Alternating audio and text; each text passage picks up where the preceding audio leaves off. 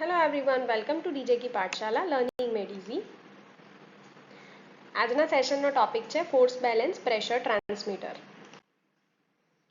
હવે અત્યાર સુધી આપણે ન્યુમેટિક પીઆઈડી કંટ્રોલર્સ જોયા, ન્યુમેટિક સિસ્ટમ્સ જોઈ કે ન્યુમેટિક સિસ્ટમ શું હોય અને ઇલેક્ટ્રોનિક ઇન્સ્ટ્રુમેન્ટ્સ શું હોય। હવે ફોર્સ બેલેન્સ ન્યુમેટિક ટ્રાન્સમીટર કેવી રીતે વર્ક કરે છે એ જોઈએ આપણે।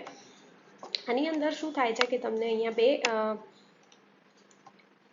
સાઈડ એક ડાયાફ્રામ છે જે સીલ કરેલો છે અને એની બે સાઈડમાં પ્રેશર અપ્લાય થઈ રહ્યું છે। એટલે આપણું જે ઇનપુટ સિગ્નલનું પ્રેશર છે, લો પ્રેશર ઇનપુટ અને હાઈ પ્રેશર ઇનપુટ, એ અહીંયાથી અપ્લાય થશે। હવે અહીંયા જોઈ શકાય છે કે લો પ્રેશર અને હાઈ પ્રેશર અપ્લાય થાય છે એક યલો કલરનું અહીંયા જેને શો કરેલું છે કેપ્સ્યુલ ટાઈપનો ડાયાફ્રામ। એટલે કેપ્સ્યુલ ટાઈપનો ડાયાફ્રામ જે છે એ આ ડિફરન્શિયલ પ્રેશરને ડિટેક્ટ કરશે। એટલે ફર્સ્ટ આપણું જે સ્ટેપ છે એ થાય છે કે સેન્સિંગ ડિફરન્શિયલ પ્રેશર, એટલે જે ડિફરન્શિયલ પ્રેશર આવેલું એને સેન્સ કરશે આ ડાયાફ્રામ।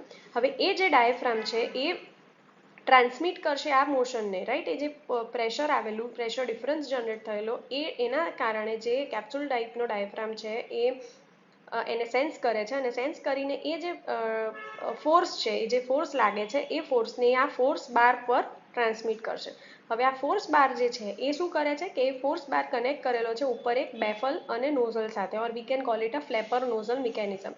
આ બહુ જ highly sensitive flapper nozzle mechanism છે કે જેના કારણે આ ફોર્સ બાર જેવો એની પોઝિશનથી હલશે because of the differential pressure applied, અહીંયા જે ડિફરન્શિયલ પ્રેશર અપ્લાય થયેલું એના કારણે આ ફોર્સ બારમાં જેવો મુવમેન્ટ આવશે એવું આ ફ્લેપર નોઝલ મિકેનિઝમ છે એ એને સેન્સ કરી લેશે। સેન્સ કરીને એ ક્યાં જવા દેશે? એને રિલેમાં। This relay is also known as a pneumatic relay or a pneumatic amplifier activation. અહીંયા ન્યુમેટિક એમ્પ્લિફિકેશન થશે, એટલે જે સિગ્નલ આવેલું, જે પ્રેશર આવ્યું, જે પ્રેશર જનરેટ થયું એ પ્રેશરને અહીંયા એમ્પ્લિફિકેશન કરવામાં આવશે અને એ એક એવું પ્રેશર સિગ્નલ જનરેટ કરશે કે જેનાથી હું આ ફોર્સ બારની જે પોઝિશન છે એને પાછી ઓરિજિનલ પોઝિશન પર લાવી શકું, એટલે કે ફોર્સને બેલેન્સ કરી શકું।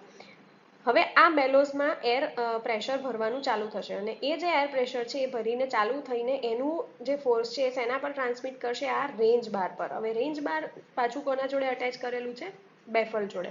એટલે આ એક બાજુ જે ફોર્સની પોઝિશન હતી, ફોર્સ બાર હતો જે મુવમેન્ટથી હટી ગયેલો, એ હવે અહીંયા રેન્જ બાર થ્રુ એને ઇક્વિલિબ્રિયમમાં લાવવાની ટ્રાય કરશે અને એ લાવવા માટે આપણે ફીલ કરીશું બેલોઝને through with the help of pneumatic amplifier system, right. હવે જ્યારે ઇક્વિલિબ્રિયમ પોઝિશન પર આવી જશે, એટલે જ્યારે આ બેલોઝની અંદર એવું પ્રેશર આવ્યું, એવું પ્રેશર આને ક્રિએટ કર્યું કે જે આ ફોર્સ બારને પાછો એની ઓરિજિનલ પોઝિશન પર લઈ આવે, એટલે કે એક ઇક્વિલિબ્રિયમ પોઝિશન અચીવ થઈ જાય તો આપણે પ્રેશરનું રિપ્રેઝન્ટેશન કરી શકીશું। એટલે અહીંયા તમે જોઈ શકો છો કે this is the output signal કે જે આગળ મારે ક્યાંય ટ્રાન્સમિટ કરવું છે, જેવી રીતે ટ્રાન્સમીટરનું કામ જ છે કે મારે એક જગ્યાએથી બીજી જગ્યાએ સિગ્નલને ટ્રાન્સમિટ કરવું છે। એટલે જો આપણે આ જે પ્રોસેસમાંથી જે ફ્લુઇડનું પ્રેશર આવેલું, જે પણ પ્રેશર અપ્લાય થયેલું એને એ સિગ્નલને મારે કોઈ જગ્યાએ ટ્રાન્સમિટ કરવું છે તો અહીંયા એ સિગ્નલ ન્યુમેટિક સિગ્નલમાં કન્વર્ટ થશે। અપ્લાઇડ પ્રેશર,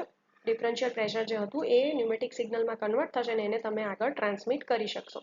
હવે કેટલું કન્વર્ટ થવું જોઈએ? કે જેટલું અહીંયાથી અપ્લાઇડ પ્રેશર હતું એટલું। તો અહીંયા જે બેલોઝની અંદર પ્રેશર છે, આ એક બહુ જ એક્યુરેટ ઇન્સ્ટ્રુમેન્ટ છે કે અહીંયા જે બેલોઝની અંદર જે આ ન્યુમેટિક રિલે એને એની અંદર એર પ્રેશર ભરશે, રાઈટ, એ અમાઉન્ટ એડજસ્ટ કરશે તો એની અંદર રહેલું જેટલું પ્રેશર છે એ ડાયરેક્ટ લિનિયર રિપ્રેઝન્ટેશન છે, ડાયરેક્ટલી લિનિયરલી રિલેટેડ છે કોની સાથે? કે આ અપ્લાઇડ ડિફરન્શિયલ પ્રેશર સાથે। એટલે જે અપ્લાઇડ પ્રોસેસમાંથી જે અપ્લાઇડ ફ્લુઇડ પ્રેશર આવેલું એને મારે ક્યાંય આગળ ટ્રાન્સમિટ કરવું હોય કે સેન્સ કરીને આગળ સિગ્નલને મોકલવું છે કે બીજી કોઈ એક્શન લેવી છે તો એ શેના રેપ્રેઝન્ટેશનમાં આવશે? કે એ બેલોઝની અંદર ભરેલા પ્રેશરના પ્રપોર્શનમાં ડાયરેક્ટ લિનિયર રિપ્રેઝન્ટેશનમાં આપણને મળશે। So this is a very accurate force balance pneumatic transmitter.